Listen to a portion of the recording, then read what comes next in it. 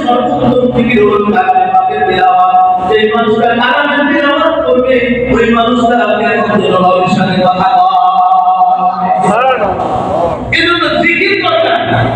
দরকার নাই, জিকির দরকার।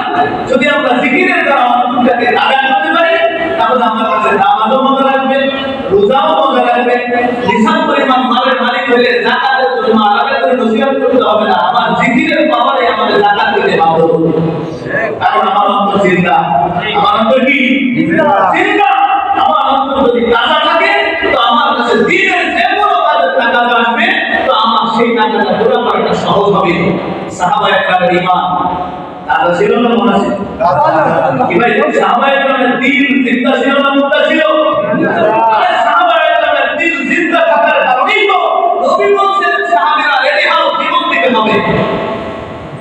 আমাদের মতো না, পাঁচটা বেজে চলছে না, লাব্বাইকা ওয়া সা'দাইকা ইয়া রাসূলুল্লাহ। ও আল্লাহর হাবিব, আপনি যে ভালো বলেন, সামনে পিছে ডাইনে বামে সর্বোচ্চ বিলীন করে দিয়ে আমরা আপনার সাথে আছি। আর আমাদের হিসাব কি?